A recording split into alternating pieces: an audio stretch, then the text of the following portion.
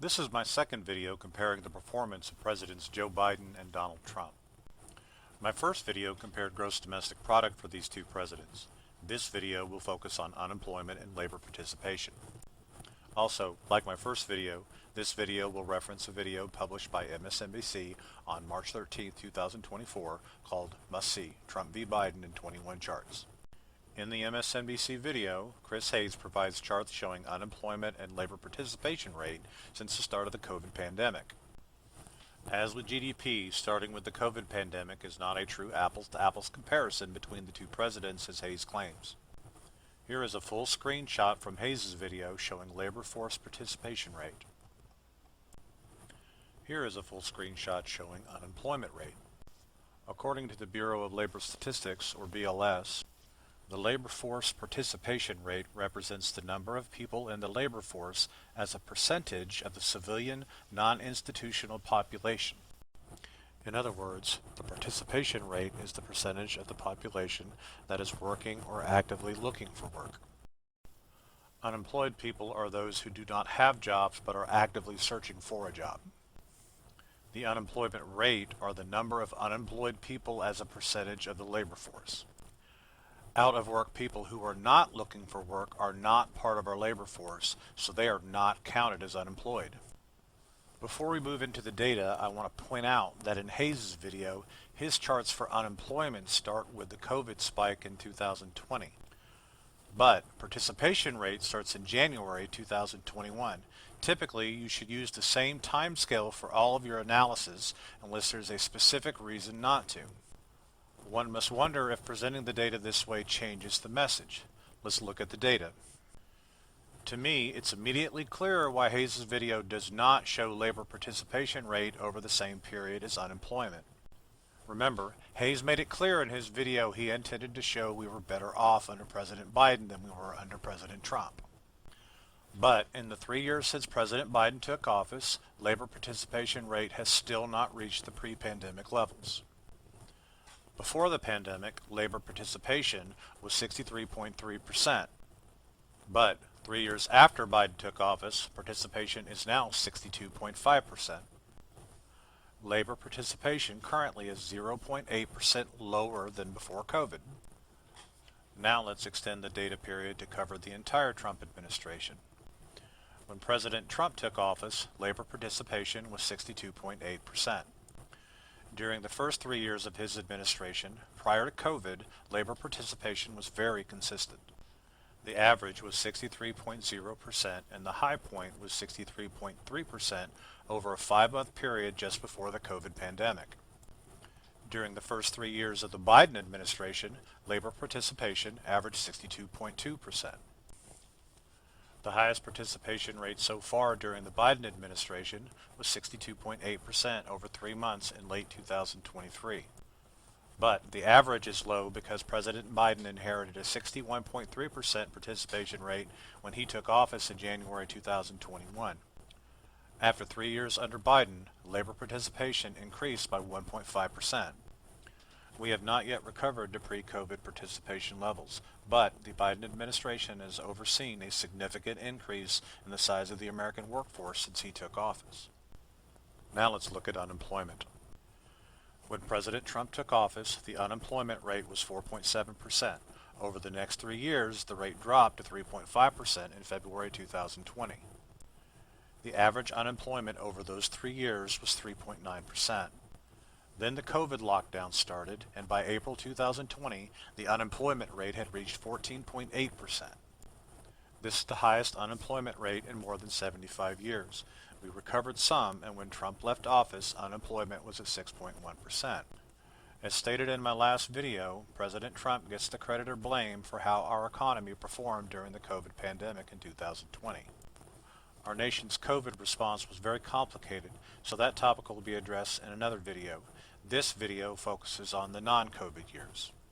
Unemployment was 6.1% when President Biden took office in January 2021.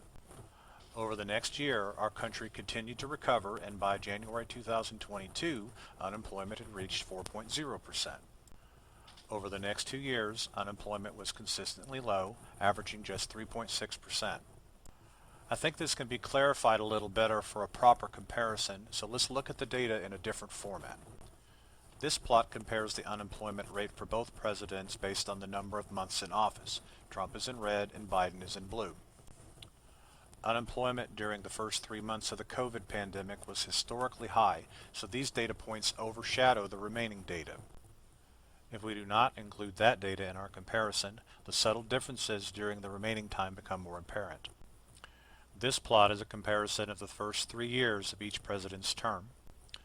Let's assume each president spent the first year of his administration developing rather than executing plans. Based on this assumption, each president's impact on unemployment during their first year is limited. For this reason, we will focus on the second and third year of each administration. During those 2 years, the average unemployment was 3.9% for President Trump and 3.6% for President Biden. Both are considered full employment, although Biden's average is a little better than Trump's. By this indicator, both presidents performed well during most of their terms. If we go back to our BLS definitions, workers are counted as unemployed only if they are actively looking for work.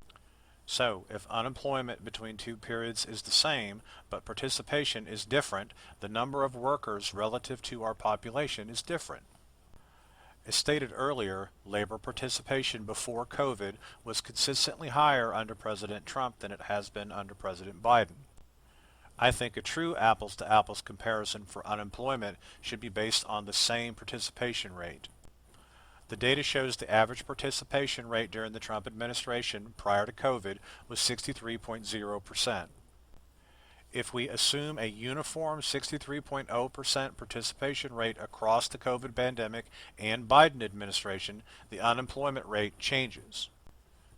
This plot shows both the published data and the data calculated based on the uniform 63.0% participation rate. The dotted lines are the calculated values. For clarity, this plot shows only the calculated data. The first thing that stands out is the COVID impact to unemployment was worse than reported. If the workforce had maintained a 63% participation rate, unemployment in April 2020 reached 18.7%. When Trump left office, unemployment was 8.8%. The situation when President Biden took office was dire. The second thing that stands out is after 3 years, we still have not fully recovered from the COVID pandemic. Zooming into the first 3 years of each administration shows we have fewer people working relative to our population today than we did 4 years ago. In February 2024, assuming a 63% participation rate, unemployment would be 4.6%. This is still good, but not as good as what is currently being reported. Why is this important? First, it shows we've seen a significant portion of our population since COVID stopped contributing to the economy. The difference between the published 3.9% unemployment rate and the calculated 4.6% rate represents 1.2 million workers. These men and women have given up looking for jobs. We should ask ourselves why. Second, unemployment by itself is a flawed metric. One must include participation when discussing jobs in our economy. Based on how unemployment is currently reported, if everyone stopped working and looking for jobs, unemployment would be 0. BLS includes all the data for proper analysis of employment in their monthly reporting, so there is no reason for this information not to be shared. All we need is for our journalists to dig a little deeper so the whole story can be reported. Finally, while reviewing the data for this video, I think it's clear the story goes well beyond just a comparison between Donald Trump and Joe Biden. Our labor participation rate was over 66% starting in the late 1980s and remained so until the end of 2008. This means millions of able-bodied Americans who could work are not even looking. As stated before, we should try to understand why. The COVID pandemic was unprecedented, so I'm currently working on another video attempting to better understand how our decisions during that time influenced the economy. Whether you support him or not, President Trump gets most of the credit or blame for how our economy performed during that time.